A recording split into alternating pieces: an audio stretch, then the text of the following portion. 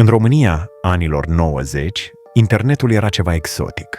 Puțini îl aveau și cei care îl aveau îl ascultau mai mult decât îl foloseau, pentru că primul sunet pe care îl scotea era ăla de modem care piuia, țiuia și hârâia, de credeai că vorbești cu extraterestri. Minutele costau, viteza era un chin. Și totuși, peste numai câțiva ani, România ajungea să fie în top mondial la viteză. Cum e posibil? Cum a ajuns o țară fără autostrăzi să aibă autostrăzi digitale? Răspunsul nu stă în vreun plan genial de la guvern, nici în vreun $1 miliard investit de marile companii. Povestea adevărată începe în blocurile gri, între scările 3 și 4, acolo unde băieții de cartier nu visau la Silicon Valley, ci la freguri pe Counter-Strike. Îți imaginezi un apartament dintr-un bloc comunist, cu pereți scorojiți și cu un puști care bate de zor în tastatura unui calculator second-hand adus de la un văr din Germania. Ăla era centrul universului digital. Și pentru că netul oficial era scump și prost, băiatul a făcut ce știe românul mai bine. A improvizat. A luat o rolă de cablu UTP, a găurit pereții și a atras net la prieteni. Și uite așa s-a născut primul ISP din România. Un copil de 17 ani, cu tricou Metallica, care ținea serverul sub birou și care aduna bani de la vecini să-și ia plăci de rețea mai bune. Nu era nimic oficial, dar funcționa. Oamenii aveau internet mai rapid decât la Romtelecom și, în plus, aveau ceva ce nici americanii nu visau: comunitate. Fiecare rețea de cartier avea servere proprii, forumuri unde vecinii discutau, share-uri unde găseai filme și muzică, servere de Counter-Strike unde intrai și recunoșteai imediat după nickname cine e din blocul alăturat. Era un fel de internet paralel, cu reguli proprii. Dacă voiai un film, nu așteptai să-l ia din America. Îl trăgeai direct din hardul vecinului. Se făcea download cu 10 megabytes pe secundă, în timp ce vestul stătea la jumătate de megabytes. Legenda spune că un tip din București, poreclit Gogu Adminu, avea rețea de cartier atât de mare încât ajunsese la sute de abonați. Toți se conectau la serverul lui central, unde avea o arhivă mai mare decât orice videotecă din anii 90. Filme, jocuri, muzică, chiar și colecții întregi de reviste scanate.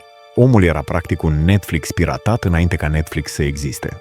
Dar partea și mai tare e că acest haos organizat a atras atenția celor mari. Digi, pe atunci RCS și RDS, s-a prins de șmecherie. În loc să lupte cu rețelele de cartier, au început să le cumpere. Unii administratori s-au trezit peste noapte cu mașini noi și contracte serioase. Alții, mai visători, au refuzat să vândă și au rămas regi în cartierele lor, până când fibra optică i-a înghițit. Așa s-a făcut marea rețea. Digi n-a construit de sus în jos, cum au făcut nemții sau americanii. Digi a pus la oaltă bucăți din internetul ăsta piratesc și l-a transformat într-o infrastructură națională.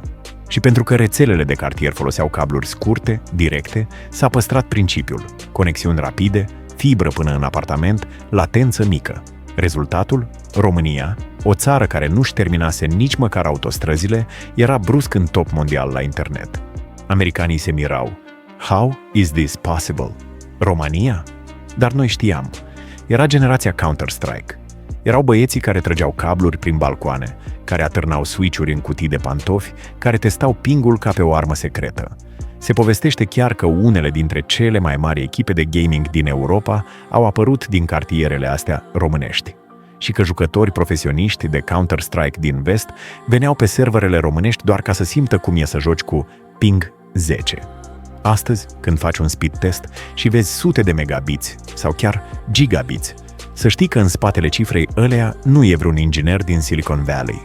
E un puști din drumul taberei care în 2001 băga cablul prin țeava de gaze ca să joace un meci cu prietenii lui. Și poate asta e marea lecție. Internetul românesc nu s-a născut din planuri și strategii, ci din pasiune, improvizație și nebunia unei generații care voia să se joace. Un paradox frumos. România, țara unde drumurile merg încet, dar unde datele circulă cu viteza luminii. Dacă povestea asta ți-a amintit de vremurile rețelelor de cartier, sau pur și simplu te-a făcut să zâmbești că suntem pe primul loc la ceva, hai să demonstrăm împreună puterea internetului românesc. Dă un like acum și hai să strângem 10.000 de like-uri, să vadă toată lumea că aici, în România, Știm să facem istorie chiar și online.